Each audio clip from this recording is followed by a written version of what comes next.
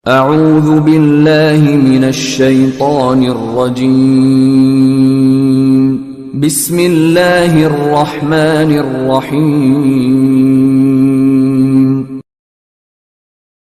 Sekarang kalau ada yang mau berkurban, hewannya sudah siap, maka bagaimana ciri kriteria hewan-hewan tersebut yang akan dikurbankan? Saya minta waktu 10 menit saja untuk bisa menjelaskan dengan lebih baik. Ingat baik-baik teman-teman sekalian, ini sudah saya padukan di sini hukum-hukumnya. Insya Allah ada di sini, tinggal dibaca saja. Ya, kalau terkait dengan pelaksanaan Idul Adha, saya sudah banyak bahas. Jadi bisa dilihat di video-video yang lalu, itu Allah sudah didapatkan di situ. Ya, terkait dengan hewan, ini yang sangat penting. Maka saya ingin sampaikan beberapa hal poin penting. Yang pertama, awas hati-hati. Dalam Al-Quran di surah Al-Kawthar ayat 1 sampai dengan ayat ketiga atau Al-Hajj ayat ke-34, ya para ulama menyimpulkan, kita hafal Al-Kawthar. Inna a'tainakal fasalli li rabbika wanhar itu kalimat perintah. Perintah itu bisa 3 jenis. Bisa mubah. Awas, perintah silahkan tapi mubah, diberi pilihan. Kerjakan silahkan, tidak silahkan. Seperti perintah makan, wakulu washrobu, silahkan. Quran surah 7 ayat 31, silahkan makan minum. Mau makan silahkan, minum gak ada masalah. Iya, jangan disimpulkan kalau nggak makan dosa, tidak. Makan silahkan, tidak silahkan, itu mubah, boleh, itu hukum asal. Ada yang kedua sunnah, perintah untuk sunnah. Ya, kerjakan, sunnah hukumnya. Nikah misalnya, perintah, ankihul ayama, silahkan menikah, sunnah hukumnya. Jelas ya? Dari mubah naik ke sunnah. Ada yang sifatnya wajib, kerjakan seperti sholat, fardu. Ya, aqimis salata liduluki syamsi ila ghasaqil laili wa qur'an al-fajr. Tunaikan salat 5 waktu, fardu hukumnya wajib. Maka korban ini ketika kalimatnya menggunakan kata perintah, ulama berbeda pendapat. Kalangan Hanafiyah mengatakan itu wajib hukumnya tuh. Wajib kurban kalau sudah dia memiliki kesanggupan untuk kurban. Jadi kalau dalam mazhab Hanafi, kalau ada orang sudah sanggup dia berkurban, sengaja tidak berkurban, maka itu hukumnya dosa.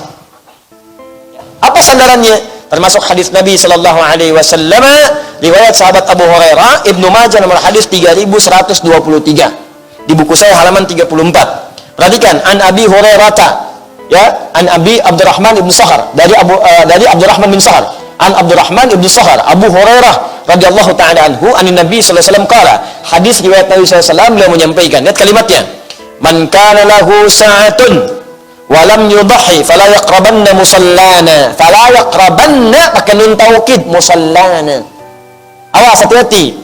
Siapa yang punya keluasan harta, punya kemampuan berkorban, tapi dia tidak mengerjakannya, maka kata Nabi, jangan dekat-dekat tempat sholat kami.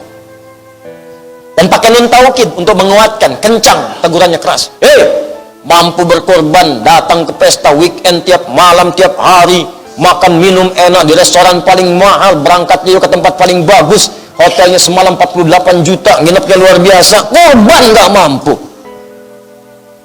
Uang dibakar-bakar tiap hari, dikumpulin 4 juta setahun, kurban 2 juta nggak mampu. Rokok mampu, kurban nggak mampu. Kenapa nggak Anda kumpulkan tahun ini? Saya berhenti merokok dulu. Kenapa Pak? Apa mau kumpulkan buat kurban? Malu sama Allah. Isap asap, duit hilang.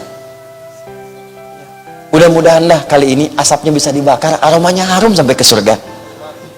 Kumpulin, ternyata begitu dikumpulkan setahun dapat 2 kambing. Masya Allah. Alhamdulillah ya Allah, kau berikan aku hidayah mengganti rokok dengan kurban. Masya Allah. Balik. Kalau nggak percaya coba deh, setiap kebiasaan Anda merokok kumpulkan ganti dengan uang kurban. Jadi setahun begitu jadi kurbannya bisa nangis Anda. Ya Allah. Masya Allah. Pak Haji, saya bisa kurban ternyata. Masya Allah. Masih mau merokok kamu? Kalau bisa sih di akhirat, bisa nggak Pak Haji? Bisa aja, ntar asapnya ambil di neraka. Apinya, ya. Paham ya? Ayo ganti. Nah, kalimat fala yaqrabanna, jangan dekat-dekat musalla kami, itu kata ulama Hanafiyah, itu kecamannya tinggi, makanya hukumnya wajib. Ya. Kemudian mazhab Syafi'i berpandangan itu sunnah kifayah. Ada yang mengatakan sunnahin. Ya, sunnah kifayah itu kalau sebagian sudah mendapati, maka berlaku, kemudian pada yang lainnya cukup. Kalau sunnahin, setiap orang mengerjakannya. Makanya ini tinggi, bagus nih, ya, tinggi, bagus nih pandangannya. Artinya apa? Bergantung pada keluangan berkorban. Ini ada persepsi yang agak kurang tepat nih, saya luruskan sini.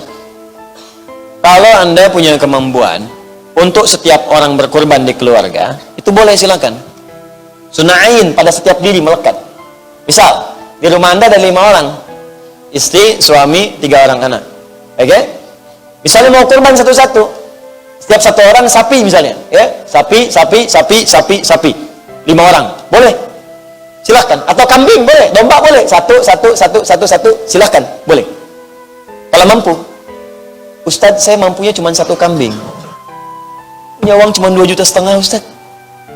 Terus saya kumpulin, dapat 2,5 juta.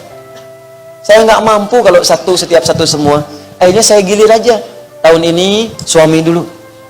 Tahun depan baru saya. Tahun depan lagi anak saya. Pertanyaan saya, Bu, apa mungkin tahun depan suami ibu hidup? Apa mungkin anak ibu masih hidup? Maka ganti dengan rumus kedua. Apa rumus keduanya? Korban 1 hewan di atas namakan keseluruhannya. Boleh. Boleh ya. Kan saya yang ustad di situ non. Udah jamaah, apalah hadis enggak, Quran enggak apa. Nawar lagi boleh. Bukan boleh, tapi memang diajarkan. Makanya Nabi saat kemudian berkorban, kalimat Nabi 3. Allahumma hadza min Muhammad wa ali Muhammad wa ummat Muhammad sallallahu alaihi wasallam. Kadang suka nggak sanggup nerusin kalau baca hadis ini tuh. Ya Allah, mohon terima korban ini dari Muhammad, dari keluarga besar Muhammad, dan dari umatnya Muhammad sallallahu alaihi wasallam yang tak mampu berkorban selama hidupnya. Nabi itu kalau korban, sebagian di atas namakan Nabi, keluarga besarnya, dan beliau atas namakan umatnya yang nggak bisa korban. Ya Allah, umat saya nggak bisa korban. Saya mohon terima korban saya ini atas nama umat saya yang nggak bisa korban selama hidupnya. Azizun alaihi ma'anittum harisun alaikum bil mu'minina raufur rahim. Sangat peduli dengan kita. Kalau perlu beban kita ditanggung oleh beliau. Sangat cinta, lemah lembut pada orang-orang beriman. Kita tuh dipikirin gitu, belum korbannya udah kepikiran oleh Nabi. Nabi tuh ngebayangin nggak semua umat saya mungkin nggak bisa korban. Ya Allah, kalau mereka nggak mampu terima korban atas nama umat saya nggak bisa korban. Hadisnya sahih. Di buku saya ada saya cantumkan sampai riwayatnya. Maka kalimat min Muhammad ini menunjukkan sifat aini. Untuk pribadi boleh. Satu sendiri boleh. Ali Muhammad untuk keluarga. Jadi kalau mau korban atas nama keluarga boleh. Ali Muhammad, keluarga besar Muhammad, saat beliau berkorban, ada yang sebagian sudah meninggal. Sayyidah Khadijah sudah wafat. Masuk keluarga Nabi Muhammad. Ketika kita mendoakan Allahumma shalli ala Muhammad wa ala ali Muhammad, masuk keluarganya. Semua keluarga Nabi itu didoakan oleh kita. Istri-istrinya, anak-anaknya, cucunya, kerabat, semua masuk di situ.